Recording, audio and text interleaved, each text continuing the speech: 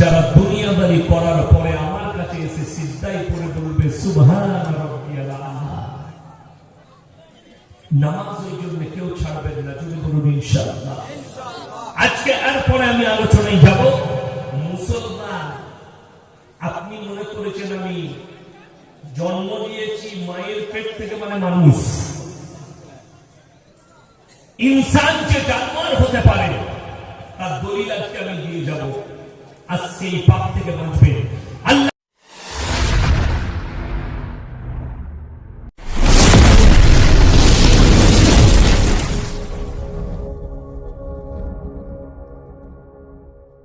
নবী জনাবে মুহাম্মদুর রাসূলুল্লাহ সকলে বলুন সাল্লাল্লাহু আলাইহি সাল্লাম। আল্লাহর নবীর হাদিস, এমন একটা যুগ আসবে হে আমার সাহাবীরা, পৃথিবীর বুকে হারাম আওলাদে ভরে যাবে। সমাজের বুকে হারাম আওলাদ হবে। যদি বলেন এর ব্যাখ্যা দেন, মুফাসসিরিনরা মুহাদ্দিসিনরা এর বড় ব্যাখ্যা বিশ্লেষণ করেছে। আমার ভাই, পৃথিবীর শ্রেষ্ঠ জাস্টিস তাকি উসমানী, মুফতি তাকি উসমানী, এই गुटखाखोर जिलापी हुजूररा बोलছে हमारे जैसा बड़ा मुफ्ती है नहीं। अरे तुम्हारा अहमद रजा बेरेलवी भी हमारे ताकी उस्मानी के जूता उठाने के लायक भी नहीं। नारा तकबीर, अरे जोर से लगाओ, नारा तकबीर। सुभान अल्लाह। मुसलमान भाई, जस्टिस ताकी उस्मानी व्याख्या করেছেন पूरे दुनिया में, आलम में क़यामत से पहले हमारे रसूल ने फरमाया कि हराम औलाद से पूरे दुनिया भर जाएगी। এর ব্যাখ্যা কি করলে? মারাত্মক ব্যাখ্যা করেছে। বলে দিই, আমাদের সমাজের যুবকরা দেখবেন এখন বিয়ে হলে আমরা শালিদিকে কি বলি? শালি না আদি ঘরওয়ালি বলে না, বলে না। এর থেকে বড় ডেঞ্জার ভাষা শরীয়তে আর কিছু নেই। হারাম আওলাদ করে কিভাবে প্রকাশ পাবে শুনে নেন সমাজের বুকে। আমার ভাই, বেরেনে ঢুকিয়ে দেন। আমি খুদা বাংলায় বয়ান করি, শুদ্ধ বাংলায় নয়। আমি সবার মাথায় ভেঙে ভেঙে ভেঙে ভেঙে ঢুকিয়ে দিতে চাই। আমার মুসলমান ভাই, এই যুগেতে এই শালি আদি ঘরওয়ালি শব্দটা কোথায় গিয়ে দাঁড়ায়? শালির সঙ্গে আমাদের সমাজের বুনাইরা ইয়ার কি মানে না, মজা করে না। আরে তুমি আমার শালি গো, কাছে এসো, একটা চুমু খায়।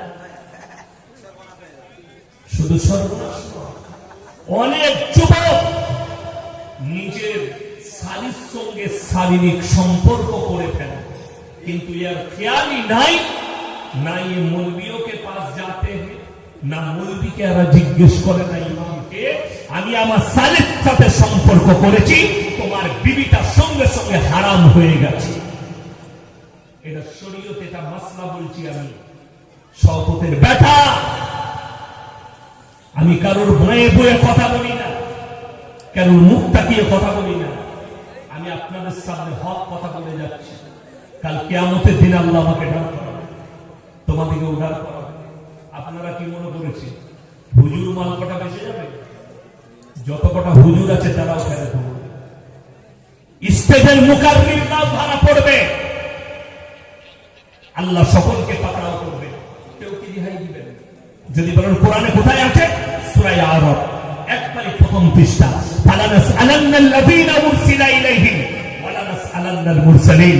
আমি নবী রাসূল পয়গম্বরকে উদ্ধার করাবো, তাদের কওমকে উদ্ধার করাবো, উভয়কে জিজ্ঞাসাবাদ করা হবে। তুমি কেমন দাওয়াত দিয়েছো, তোমরা কেমন কবুল করেছো। আল্লাহ কেউ কি রিহাই দিবেন? সকলকে দাঁড় করাবেন।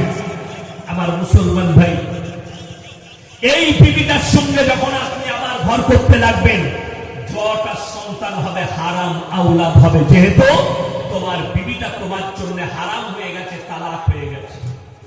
এটাকে বলা হয় অর্থ তালাক।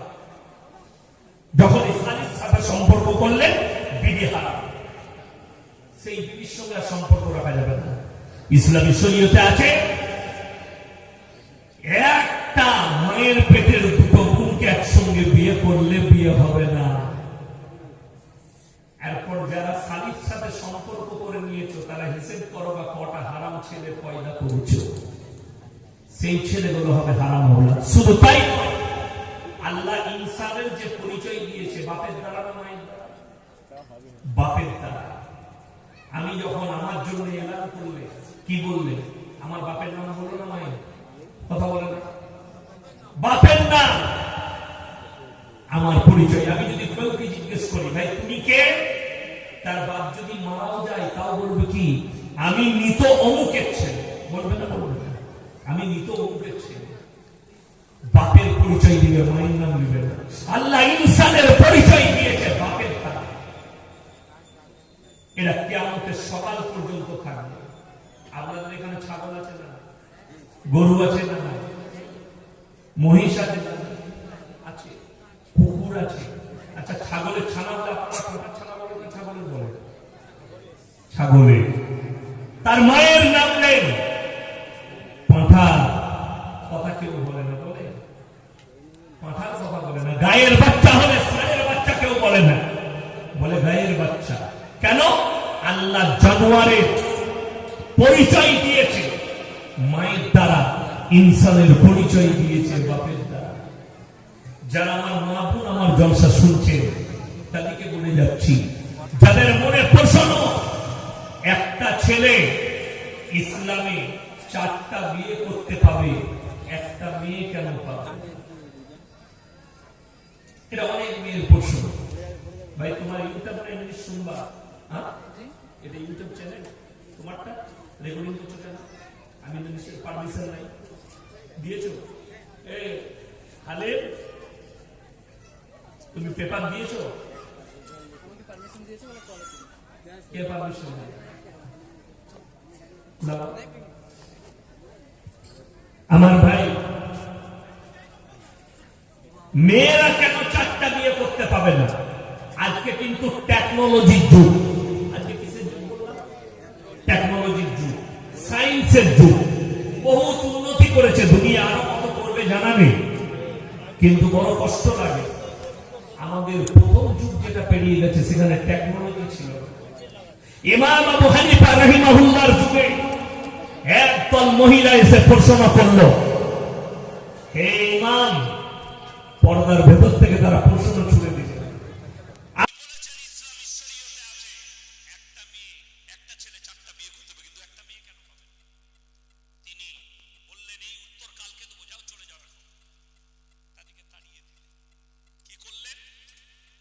তাড়িয়ে দিলেন, কালকে এসো। তারপরের দিন সেই মহিলারা এসছে, কিন্তু রাতের বেলায় ইমাম আবু হানিফা রাহিমাহুল্লাহ বাড়িতে খানা খেতে বসেছে। চেহারার মধ্যে পেরেশানি ছাপ। আমাদের টেনশন থাকলে ছেলেদের বুঝা যায় না, যায় না, চেহারায় টেনশন আছে, কোনো টেনশন হয়েছে, বুঝা যায়। তো তিনার মেয়ে জিজ্ঞেস করলেন, আব্বাজি আপনার চেহারায় এত টেনশন কেন, কিসের পেরেশানি? বললে, মা, মহিলারা এই প্রশ্ন করেছে, আমি উত্তর দিতে পারি। বললে, আব্বাজি কালকে আপনি পাঠিয়ে দেন। কোথায়? আমার কাছে। এর উত্তর আমার কাছে আছে। তারপরের দিনে মহিলারা যখন এসছে, ইমাম আবু হানিফা রাহিমাহুল্লাহ বললেন, আমার মেয়ের কাছে যাও, আমার কাছে তোমাদের উত্তর নেই, আমার মেয়ে তোমাদেরকে উত্তর দিবে। ইমাম আবু হানিফা রাহিমাহুল্লাহ যখন পাঠিয়ে দিলেন, তার মেয়ে সেই মহিলাদেরকে বললে, তোমরা বসে যাও। সবারই হাতে একটা করে কাটোরা ধরিয়ে দিলেন আর বললেন, নিজের নিজের স্থান থেকে তোমরা দুধ বার করো। সবাই বার করেছে, একটা পাত্রের মধ্যে সব দুধগুলো ঢেলে দিল। এরপরে সেই মহিলাদেরকে বলা হলো, তোমরা সবাই নিজের নিজের দুধগুলো বার করে নাও। তারা বললে, হে পাগল মহিলা, এই দুধ তো মিশে গেছে, কি করে বার করবো? ইমাম আবু হানিফা রাহিমাহুল্লাহর মেয়ে জিজ্ঞেস করলো, সন্তান তোমাদের পেটে জন্ম নেয় না পুরুষের পেটে? বলে, আমাদের পেটে। তুমি যদি 4টা পুরুষ রাখো, জানোয়ারের মতো বাচ্চা পয়দা হবে, বাচ্চাটা কার জানা যাবে না। তাই আমার মুসলমান ভাই, আপনাদেরকে অনুরোধ করছি, জানোয়ারের পরিচয় দিয়েছে ইনসানের দ্বারা, তখন টেকনোলজির যুগ ছিল না, মায়ের দ্বারা পরিচয় দিয়েছে। ইমাম আবু হানিফা রাহিমাহুল্লাহর মেয়ে বললেন, মারামারি হবে, দ্বন্দ্ব হবে, এই ছেলেটা কার? 4টা স্বামীর মধ্যে। আজকে কিন্তু টেকনোলজির যুগ। ফেসবুকে দেখলাম, রাজ্যের নাম করব, জায়গার নাম করব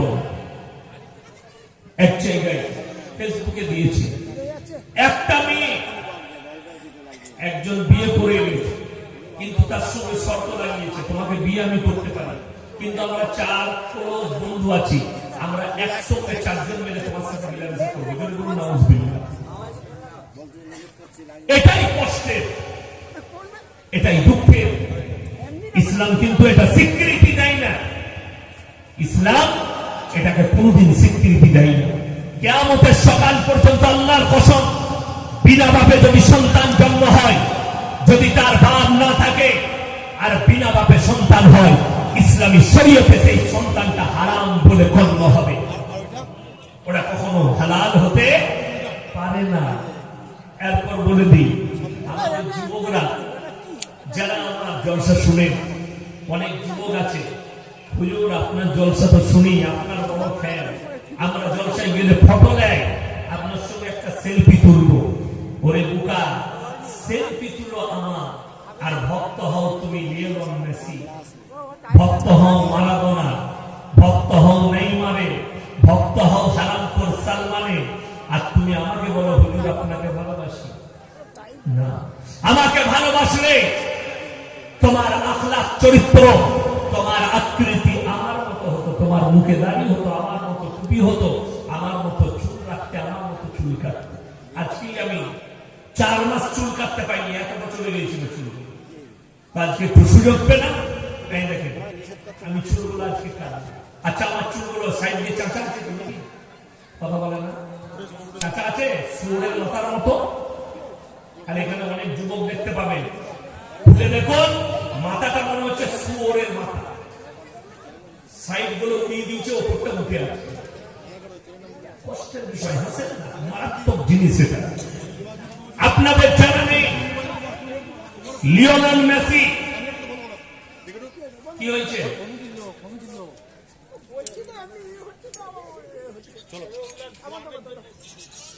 আমার ভাই দেখুন, আমার পারমিশন ছাড়া কেউ রেকর্ডিং করতে পারে না। আপনি ওখানে বসে রেকর্ডিং করুন না, স্ট্যান্ড লাগাবেন। আপনি আগে বলতে হতো যে আমি এমনি রেকর্ডিং করবো, ঠিক আছে না, ওখানে বসে রেকর্ডিং করুন। এই যে এই সামনে এসে রেকর্ডিং করুন, এখানে বসে, ওইখান থেকে মোবাইলে রেকর্ডিং করুন। আমার ভাই, আল্লাহ রাব্বুল আলামিন মানুষকে এত সুন্দর ভাবে সৃষ্টি করেছেন। দেখুন, আপনি মনে করছেন মানুষ কি জানোয়ার হয় না?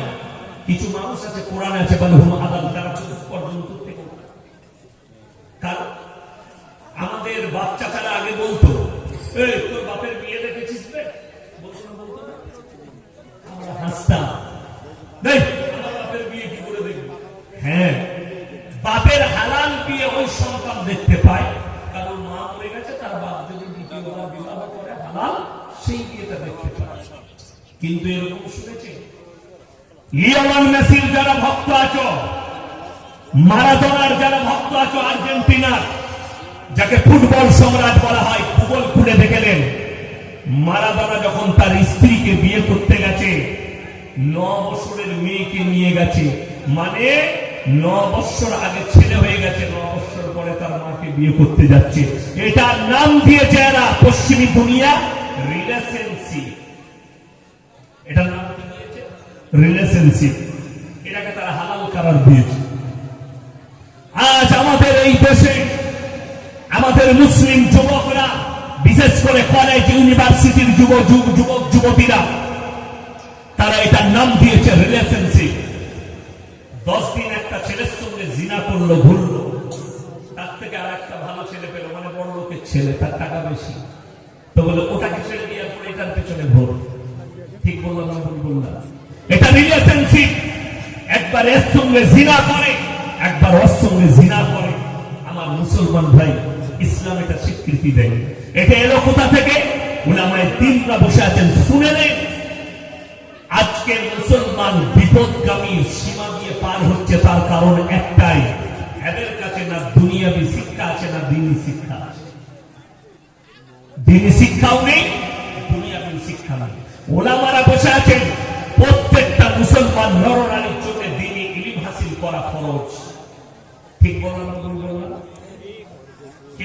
বলে দেন ফরজ নয়, সে বাপের বেটা করে স্টেজে আসে।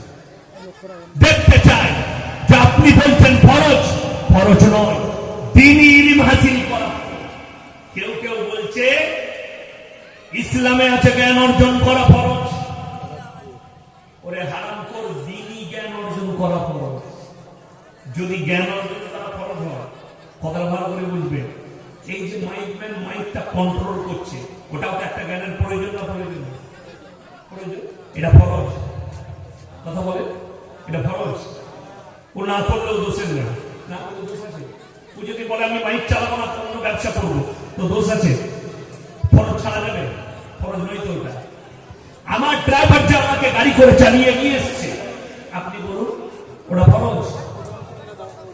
ওটাও একটা জ্ঞান অর্জন। ওই জন্য দ্বীনি ইলম হাসিল করা ফরজ। এটা ইসলাম বললাম, দ্বীনি ইলম হাসিল করা ফরজ। আমার মুসলমান ভাই, এরপর চলুন আপনি কতটা দ্বীনি ইলম হাসিল করেছেন এটা আমি একটু আলোচনা করব। দ্বীনি ইলম মানে আপনি কি বুঝেছেন? আলেম হতে হবে, মুহাদ্দিস হতে হবে, মুকাররির হতে হবে, মুফাসসির হতে হবে না।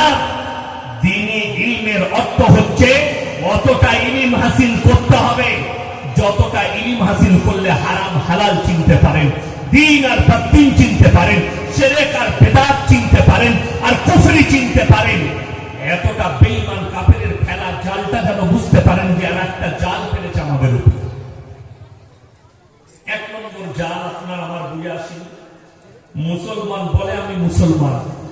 যদি তুমি মুসলমান হও, তুমি 25শে ডিসেম্বর কোথা থেকে পেলে? তুমি যদি মুসলমান হও, 1 জানুয়ারি তোমার কাছে কি করে এলো? 1 এপ্রিল তোমার কাছে কি করে এলো? যদি বলেন যে হুজুর 1 জানুয়ারি কি ফিস্ট করা যাবে না? হারাম। আমার এই ফতোয়া যদি কোনো মুফতি কেটে দেয়, তাকে বলবেন আমার সঙ্গে ফোনেতে কথা বলতে এবং রেকর্ডিং করতে। সেই মুফতিকে আমি আবার আমার মাদ্রাসায় পড়াবো।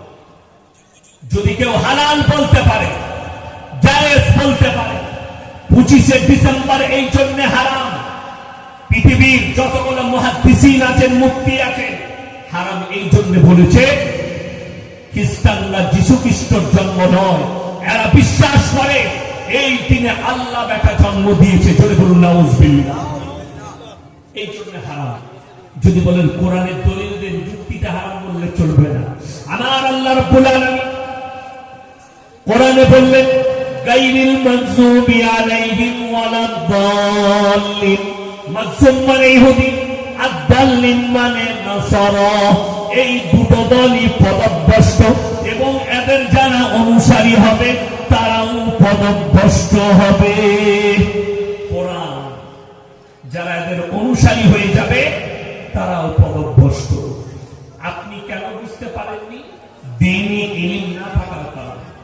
যেমন আমাদের দেশের যুবকরা, অনেক লোক বলে হুজুর বরকত পাচ্ছি না। বাড়িতে খাবারে বরকত নেই, খানাতে বরকত নেই, বাড়িতে ব্যবসায়ী বরকত নেই। ব্যবসা তো করি, খড়গপুরে সবজি বেচি, মাছ বেচি, সব করি, বরকত নেই।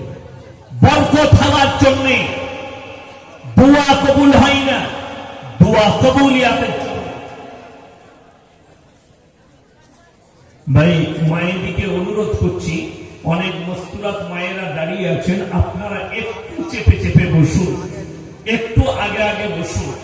আমার ভাই এখানে একটা তিরপল বিছাতে বললাম, আপনাদের বিচার নেই? हाँ, थोड़ा मेरी माँ और बहनें खामोश बैठे। बिल्कुल ये हाउसफुल हो गया, ब्लॉक में भी टिकट नहीं मिल रहा पब्लिक को। तो समझ लो हमारे हजरत की कितनी मोहब्बत और प्यार करते हैं। अगर मोहब्बत और प्यार करते तो खामोशी इख्तियार करें। थोड़े थोड़े आगे बढ़ जाओ भाई, पर नारा लगाएं, खड़े होकर आगे बढ़ जाओ। मेरी माँ बहनें खड़ी हुए, नाराए तकबीर। थोड़ा खड़े हो जाओ, नाराए तकबीर। थोड़ा आगे आगे आ जाओ, थोड़ा आगे आगे आ जाओ। और मेरी माँ और बहनें थोड़ा खामोशी इख्तियार करें।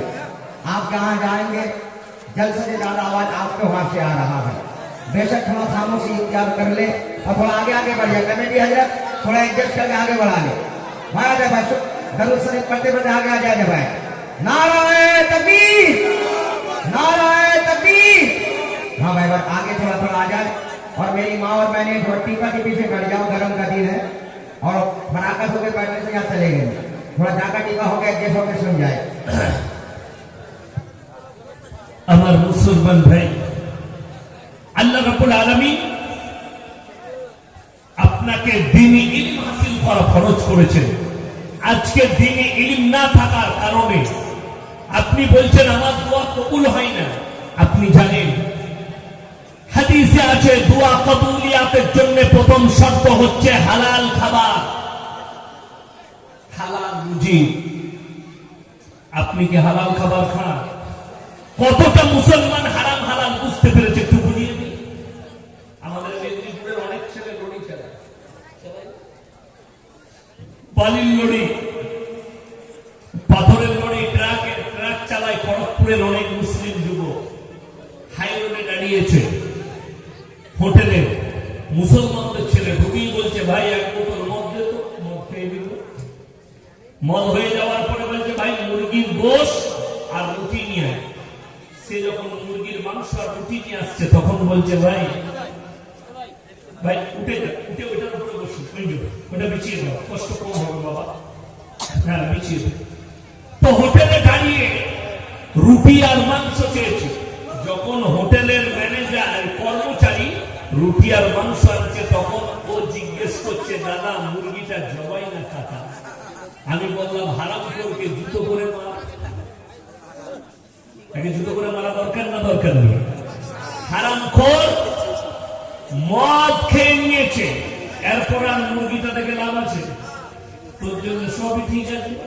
মদটা হারাম না হালাল? হারাম। তাহলে কাটা মাংসটাও হারাম। তো যে মদ খেয়ে দিল তাহলে ওটা থেকে লাভ নেই। তো মুসলমানের হালত এমন। চলুন এরপরে আর একটা বাঁশ দিন। আপনি শুনে গেলেন ইয়াসিন হুজুর এসেছিল বর্ধমান থেকে, ইয়াসিন ভাই এসে বলে গেল জবাই করা মাংস। আপনারা যদি খড়গপুরে বাজারে যান, মেদিনীপুর টাউনে যান, কোনো কাজে যদি হোটেলে কিংবা রেস্টুরেন্টে খেতে যান, কি জিজ্ঞেস করবেন? দাদা মুরগিটা জবাই না কাটা? করতে হবে না হবে না? শর্ত এটা করতে হবে, হালাল খাবার খাওয়া শর্ত, তবে দোয়া কবুল হবে। আপনি এটা বুঝলেন যে আমাকে জবাই করা মাংস খেতে হবে। আপনি এটা বুঝলেন যে আমি জবাই করা মাংস খাবো। সকালবেলায় উঠে দোকানে গিয়ে আপনি জিজ্ঞেস করছেন দাদা এটা জবাই না, জবাই করা 1 কিলো মাংস দাও। মালটা নিচ্ছেন জবাই করা হালাল মাংস, জবাই করা মাংস। টাকাটা কিন্তু সুদের টাকা, একই মাল দাঁড়িয়ে গেল। বুঝতে পারলাম? টাকাটা কিন্তু সুদের, একই জিনিস দাঁড়িয়ে গেল। চলুন এরপর কোরআন খোলো, সুদ কি হারাম না হালাল বুঝতে পারবে। ওয়াহাল্লাল্লাহুল বাইয়া ওয়া হারামার রিবা। হে আমার নবী, আমি তোমাদের জন্য সুদকে হারাম করেছি, ব্যবসাকে হালাল করেছি। সুবহানাল্লাহ। আপনি ব্যবসা করুন হালাল, সুদ খান হারাম। আমার নবী বিশ্ব নবী বলেন একবার যদি কেউ সুদ খায় নিজের মায়ের সঙ্গে 36 বার জিনা করার সমান পাপ হবে। জোরে বলুন না নাউযুবিল্লাহ। একবার 1 টাকা যদি কেউ সুদ খায় নিজের মায়ের সঙ্গে 36 বার জিনা করার সমান পাপ হবে। আপনি সুদ কি করে খান? আমাদের সমাজের লোক বুঝে না। যেমন আপনারা দেখুন আমাদের সমাজে সব থেকে কম বেতন কাজ, কথা বলে না? ইমামদের, আমাদের মৌলবীদের বেতন সব থেকে কম, তাই না? হ্যাঁ, সব থেকে ভালো খাবার কাজ, কথা বলে না? মৌলবীদের। আপনারা কি খেয়েছেন জানি না, আমাদের লেগে যা নাস্তা দিয়েছিল ওটা শোনাবো না আপনারা। তাহলে বলবেন হুজুর সব এত কিছু, তাই না? আমরা গেলে জিজ্ঞেস করে হুজুর কি খাবে? কালকে আমার 24 পর্বে জলসা আছে, আজকে ফোন করবে যে হুজুর কি কি খাবে? আমার দেশি মুরগি করবি, রুটি করবি, সবজি আর রসগোল্লা ফল দিয়ে সব দস্তরখানা হবে। বড় কষ্ট লাগে। ইমামের বেতন 5,000, ইমামের বেতন 6,000, সেই ইমামের এত বরকত হয় তাকে লটারি কাটা লাগে না। তুমি 20,000 টাকা ইনকাম করো, হারাম কর, বরকত হয় না, লটারি কাটতে হয় তোকে। ভেবে দেখেছো যে তুমি 20,000 রোজগারে বরকত কেন পাচ্ছ? তোমাকে বরকতের জন্য লটারি কাটতে হয়। ইমামের বেতন 6,000, 5,000, 7,000, 10,000। ইমামকে লটারি কাটতে হয় না, 10,000 আল্লাহ বরকত দেয়। কারণ যদি বলেন কি হাদিস, আমার নবী বিশ্বনবী বললেন, যারা আল্লাহর রাস্তায় দ্বীনের পথে থাকবে আল্লাহ তাদের মৃত্যুকাল পর্যন্ত ইজ্জতের রুজি দান করবেন। ইজ্জতের রুজি পাবে দ্বীনের উপরে প্রতিষ্ঠিত হলে। আমরা আলেমরা মসজিদের ইমামতি করি, মাদ্রাসায় পড়াই, আল্লাহ বেতন আমাদের কম থাকে কিন্তু আল্লাহ ইজ্জতের রুজি দেয়। একটা মৌলবী কেউ দেখাতে পারবেন না তার বউ রাস্তায় বেরিয়ে গিয়ে বন্ধন লোন, গ্রুপ লোন করছে, মাসে 30,000 রোজগার করে, তার বরকত হয়নি, বউকে বার করে দিতে হয়েছে, যা রাস্তায় গিয়ে গ্রুপ লোন করে নিয়ে বন্ধন লোন। তো তুমি ভেবে দেখো আল্লাহ তোমার উপরে নারাজ আছে কেন? না তোমার বাড়িতে দিনদারি আছে, না তোমার বাড়িতে নামাজ আছে, না কোরআন তেলাওয়াত আছে, না তুমি ঠিক মতো নামাজ পড়ছো। আমার মুসলমান ভাই, সারাদিন খড়গপুর টাউনে তুমি যদি সবজি বিক্রি করো, 1,000 টাকা রোজগার করছো, আল্লাহর কসম হালাল। সেই টাকায় তুমি যদি সবজি ভাত খাও, হালাল খেলে তোমার সন্তানের মুখে হালাল খাবার তুলে দিলে। যে সন্তানের মুখে যারা হালাল খাবার তুলে দিবে তারা নেক সন্তান তৈরি হবে। সারাদিন কোনো কাজ নেই, 5 লাখ ছড়িয়ে রেখেছে, সকাল হলে 10,000 টাকা সুদের পয়সা পায় প্রত্যেক দিন, হারামখোর মুরগি কিনে খাচ্ছে, খাসি কিনে, ইলিশ মাছ কিনে। তুমি যা খাবে খাও, টাকা হারাম, তোমার খাবার হারাম, তুমি সন্তানের মুখে হারাম খাবার তুলে দিচ্ছ, সেই সন্তান কখনো নেক হতে পারে না। আমি সহজের বেটা চ্যালেঞ্জ। মুসলমান ভাই, অত সহজ নেক সন্তান তৈরি হয় না, তাদের মুখে হালাল খাবার তুলে দিতে হয়, ভালো তারবিয়ত দিতে হয়। এমনি হবে না। আপনি যদি সুদ খান আর আপনার ছেলেকে যদি দারুল উলুম দেওবন্দে পড়াশোনা করান, তারপরও সেই ছেলে নেক হবে না, লেভেলের কাজ করে। কেন? ছেলেকে মৌলবি তো করছেন, হারামের পয়সা খাইয়ে মৌলবি করছে, সেই ছেলের দ্বারা আল্লাহ খিদমত নেবেন, তার দ্বারা খিদমত নেবেন। আপনাকে দেখিয়ে দেবো, বহু মানুষ এরকম হারাম খেয়ে ছেলেকে মানুষ করতে চেয়েছে, সেই ছেলে আর মানুষ হয় না, গরুদা ভাই তৈরি হয়েছে বাপের। কখনো নেক সন্তান তৈরি হবে না। চলুন, আপনি হারাম হালাল বুঝতে পারলেন না, আপনি তো বিরানটি চিনতে পারেন।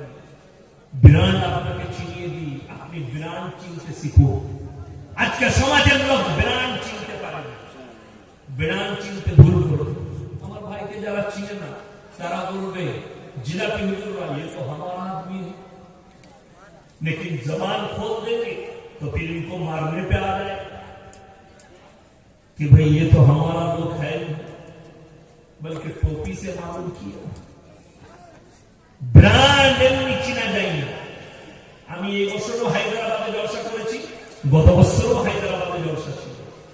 তো হায়দ্রাবাদে আমার 11টায় জলসা শেষ। তো আমার বর্ধমানের ছেলেরা সব, মেদিনীপুরের অনেকজন আছে, 24 পরগনা, আমার গ্রামের ছেলে, সোনার দোকান আছে, আমার এলাকার ছেলে। তো আমাকে বললে হুজুর চলো নিয়ে যাবো। কোথায়? 4 মিনার। তো 4 মিনারে গেলাম, ফালুদা ফালুদা খাওয়াবো। তো একজন ব্যক্তি ঠেলার উপরে একটা যুবক ঘড়ি বিক্রি করছে। আমি বললাম ভাই কিতনা রুপিয়া कीमत है? বলে 200। একটা ঘড়ি পছন্দ হলো, আমি বললাম 150 में आएगा, ले लीजिए। আমি নিলাম, হাতে তুলে নিলাম। সেই ঘড়ি পরেই আমি দুর্গাপুর কাজী নজরুল ইসলাম এয়ারপোর্টে নামলাম সকালে 10টায়। নেমে ওখান থেকে গাড়ি চেপে আমি চলে গেলাম মুর্শিদাবাদ, ধুলিয়া জলসা করতে, औरंगाबाद। তো জলসায় আপনাদের মতো দাদা শ্রোতা, আমি জিজ্ঞেস করলাম, হে আমার যুবক ভাইরা, আমার এই হাতের ঘড়িটার দাম কত? একজন বললে হুজুর 7,000, একজন বললে হুজুর 3,000, একজন বললে হুজুর 1200, একজন বললে 1500। শুনে যতজন দাম বলেছে সবাই ঠিক বলেছে, কেউ ভুল বলেনি। যদি বলেন হুজুর ঘড়ির দাম তো 150, তাহলে ঠিক কি করে বললো যে 7,000 বলেছে? সে মনে মনে ভেবেছে ইয়াসিন সাহেবের মতো বক্তার হাতে আছে মানে মালটা বিরাট माल ब्रांड है, क्योंकि ऐसे मुकर्रिर है तो इनके हाथ में कम कीमत वाला घड़ी नहीं हो सकता। बस यासीन दामी बोले घड़ीटाও দামি হয়ে গেল। আর শুনে নেন, একটা গরিবের ছেলের হাতে 5,000 টাকা ঘড়ি দিয়ে দেন, সে যদি জুতার বন্ধু দিকে পাড়ার লোককে বলে এটা আমি 5,000 টাকায় কিনেছি খড়গপুরে, বলে দূরবে এটা 80 টাকা দাও। লোকটা গরিব, ঘড়িটা গরিব হয়ে গেল, তার কোনো দাম হয়ে গেল। এখনো 10টা দিনে 10টা লাস্টে দেবো, এমন মাছগুলো দিতে পারবেন, আমার মাছ সবাই দিতে পারবে। শুনে এখনো এটা নয়, এটা তো নিয়ে যাচ্ছি।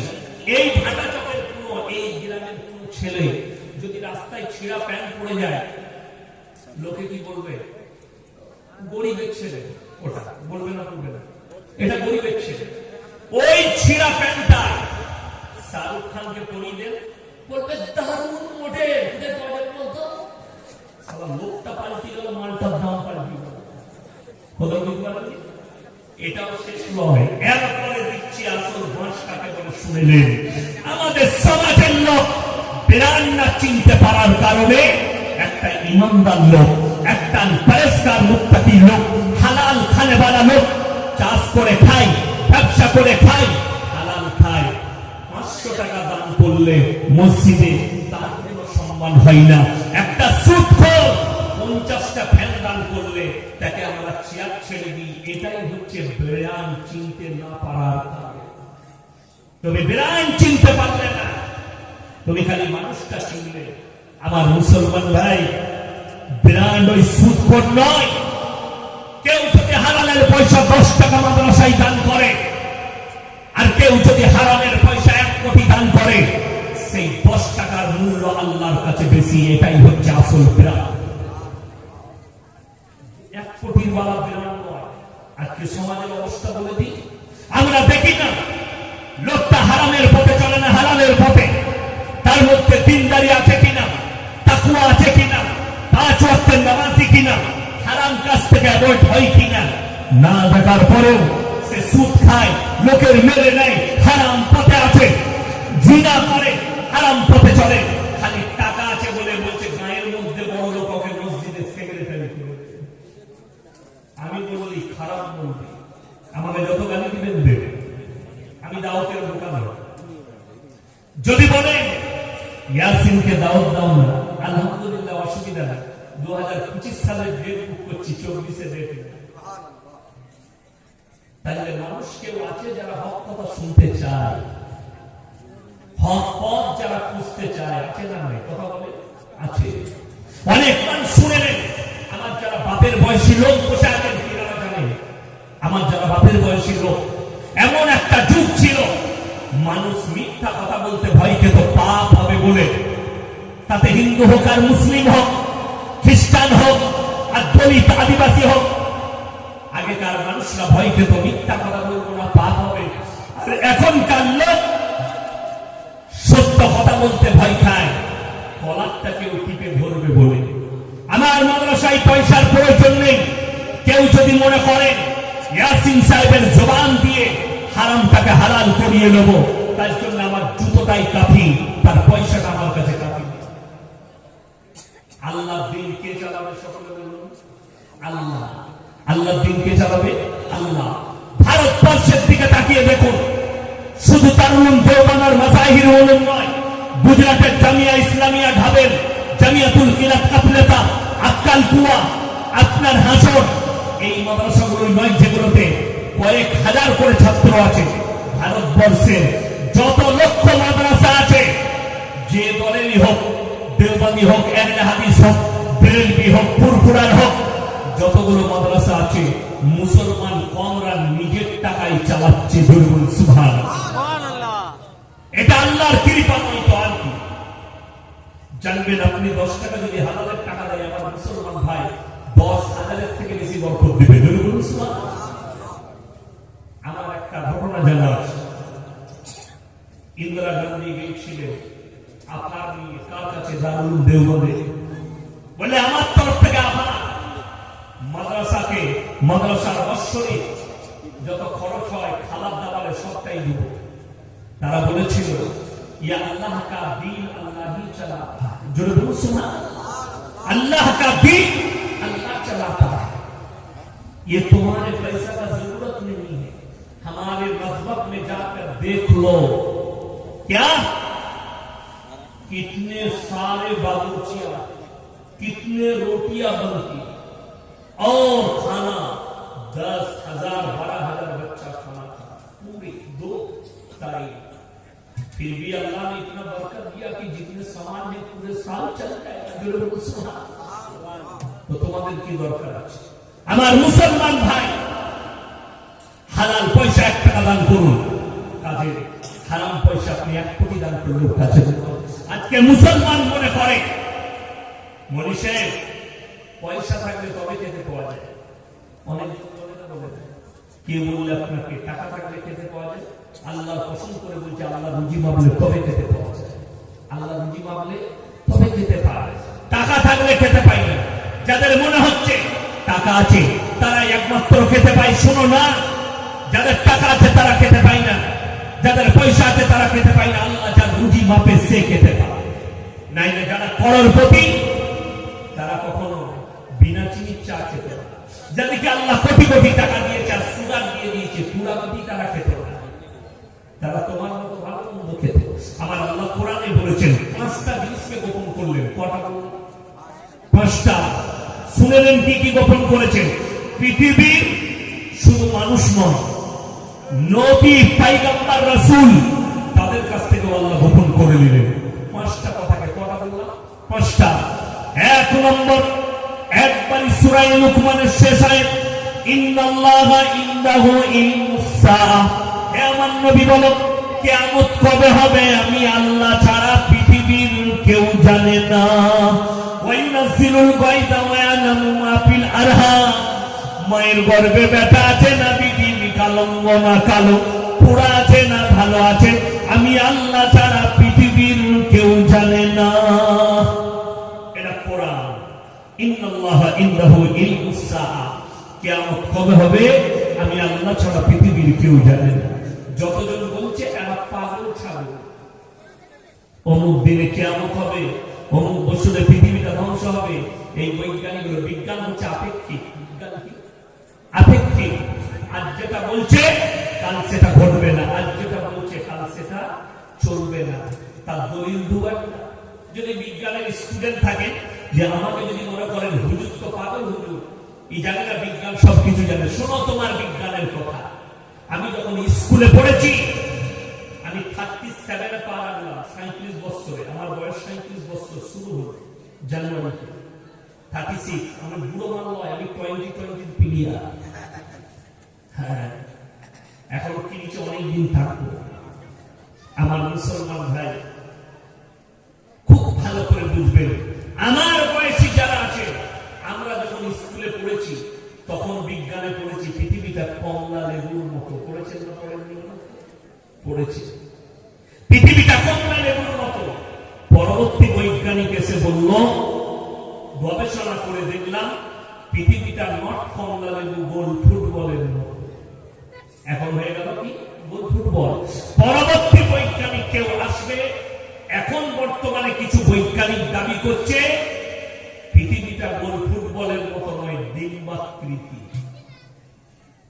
তারপরে এদের দাবিটা এখনো সাকসেসফুল হয়নি। এরপরে আবার কোন বৈজ্ঞানিক এসে বলবে মালটা টেরা দেখা, তোদের থিওরিতে আসবে না। আচ্ছা আপনি বলুন, এই 2 সপ্তাহ হলো, 2 সপ্তাহ আগে বলেছিল না বঙ্গোপসাগরের উপরে বিরাট বড় একটা ঝড়ের অভিভাব ঘটেছে, নিম্নচাপের মেদিনীপুর, হাওড়া, হুগলি, ইউনিয়ন বর্ধমান, পূর্ব বর্ধমান, বাংলা, পুরুলিয়া ভারী থেকে ভারী বৃষ্টি হবে, একটাও মাল কিচ্ছু হলো না। তার নাম কি? কথা বলে না? তার নাম আল্লাহ। আর যেদিনে বলবে পুরো কিচ্ছু সম্ভাবনা নয়, সেদিনে ফাটিয়ে দিয়ে চলে যাবে, বলবে মালটা ছিল কোথায়, ওটাই তোরা জানিস না, ওটা আমার। এটাই হচ্ছে বিজ্ঞান। আচ্ছা আমরা পড়েছি ভূগোলে পৃথিবীর থেকে সূর্য 13.5 লক্ষ গুণ বড়। পড়েছেন না? আচ্ছা বলতে পারবেন কার বাপের মিটার দিয়ে মেপে ফিতেটা কার বাপের ছিল? আন্দাজে 8 কালে বলেছে, মাপে নয় আন্দাজে। বাংলাদেশের একজন কমিক আছে, তার নাম খজা। খজা দেখবেন কমিক করে। তাকে একজন জিজ্ঞেস করছে, হয় দেখ দূরে গাছেতে একটা জিনিস আছে, দেখতে পাচ্ছিস কি বসে আছে? বলে না, দূরের জিনিস আমি কম দেখি, দেখতে পাই। বলে দেখতে পাচ্ছি? বলে হ্যাঁ দেখ ওপরে গোল গোল পাড়া, ওটা কি বল দেখিনি? বলে ওই যে আলো জ্বলছে গোল পাড়া, ওটা চাঁদ। বলে আর কত দূরে দেখবি তুই? কথা বুঝতে পারবি? চাঁদটা এত দূরে তুই দেখতে পাচ্ছিস, আর এই সামনে পাখিটা দেখতে পাসনি। কথাটা ঠিক এদের হালকা ওই রকমই। যারা ইসলামকে চ্যালেঞ্জ করছে, আল্লাহর কসম যারা বিজ্ঞানের স্টুডেন্ট আছে, তারা কখনো ভাববেন না বিজ্ঞান আগে ইসলাম, কোরআন পড়ে। আগে কোরআন, আগে ইসলাম, তারপরে বিজ্ঞান। ইসলামের কোরআনের অভিভাব না করলে, আল্লাহ যদি না অবতীর্ণ করতেন, এদের ক্ষমতা ছিল না কোনো কিছু খুঁজে পাওয়ার। ওই জন্য কোরআন থেকে গবেষণা করে কোরআনের বিপরীত কথা বলেছে। চলুন আপনাকে দেখিয়ে দিই। এখন শুনেছেন চাঁদের জায়গাটা কি হচ্ছে? হচ্ছে না হয়নি? কথা বলে জায়গাটা কি হচ্ছে? ওয়াল হবে পৃথিবীতে। যারা দামি দামি লোক তারা চাঁদের জায়গা কিনছে, আবার চাঁদে পালিয়ে যাবে। কিন্তু কোরআন শুনেছে আল্লাহ নবী সাল্লাল্লাহু আলাইহি সাল্লামকে বেঈমান কাফেররা যতবার প্রশ্ন করেছে কিয়ামত কবে হবে, নবীজি উত্তর দিয়েছেন, তারিখ বলেননি, খালি তার আলামতগুলো আল্লাহ বলে দিয়েছে। কোরআনে আমার নবী বিশ্ব নবীকে বেঈমান কাফেররা প্রশ্ন করছেন, ইয়াসআলু আইয়ানা ইয়াউমুল কিয়ামাহ, হে নবী কিয়ামতটা কবে হবে? আপনি মানুষকে ভীত ভঙ্কিত করছেন, কিয়ামতটা কবে হবে একবার বলে দিন। আমার নবী বিশ্ব নবী বললেন, হে আমার নবী, আল্লাহ অর্ডার করে দিলেন, আয়াত পাঠালেন, পৃথিবীর মানুষকে বেঈমান কাফেরকে জবাব দাও, ফাইদা বারিকাল বাসার ওয়া খাসাফাল কমার ওয়া জুমিয়াশ শামসু ওয়াল কমার ইয়াকুলুল ইনসানু ইয়াওমাইদিন আইনাল মাফার কাল্লা লা ওয়াজারা ইলা রাব্বিকা ইয়াওমাইদিনিল মুস্তাকার। হে আমার নবী বলো, ফাইদা বারিকাল বাসার, যেদিনে তোমাদের চোখগুলো স্থির হবে, ওয়া খাসাফাল কমার, যেদিনে চন্দ্র আলোহীন হবে, ওয়া জুমিয়াশ শামসু ওয়াল কমার। স্থির মানে জানেন? স্থির মানে কি? দাঁড়িয়ে যাওয়া। কোন আশ্চর্য জিনিস, আপনি যদি সকালবেলায় খড়গপুরে যান আর মাছের মার্কেটে গিয়ে যদি দেখেন 20 কেজি ওজনের কাতলা মাছ, আপনার চোখটা কি হবে? চোখটা দাঁড়িয়ে যাবে না, কিছুক্ষণের জন্য রুকে যাবে। আল্লাহ এই শব্দ ব্যবহার করেছেন কোরআনে, ফাইদা বারিকাল বাসার, তোমাদের চোখগুলো স্থির হয়ে দাঁড়িয়ে যাবে, ওয়া খাসাফাল কমার, যেদিনে চন্দ্র আলোহীন হয়ে যাবে, ওয়া জুমিয়াশ শামসু ওয়াল কমার, যেদিনে চাঁদ আর সূর্যকে আমি একটা রাস্তায় টক্কর খাইয়ে দেব। কোরআন বলছে, ইয়াকুলুল ইনসান ইয়াওমাইদিন আইনাল মাফার, মানুষ সেদিনে খালি বলবে কোথায় পালাবে বসে, কোথায় পালায়ন করবে বসে। যেদিনে চাঁদ আর সূর্যকে একটা রাস্তায় টক্কর খাওয়াবো। যারা বলছে, বিজ্ঞান বলছে পৃথিবী দাঁড়িয়ে আছে, চন্দ্র সূর্য দাঁড়িয়ে আছে, পৃথিবী ঘুরছে, তারা কত বড় ভুল ব্যাখ্যা এবং কোরআন বিরোধী কথা বলছে। শুনেলেন সূরা ইয়াসিনে আছে, কুল্লুম ফি ফালাকিন ইয়াসবাহুন, নবমণ্ডলে যা আছে তারা যেন নিজের নিজের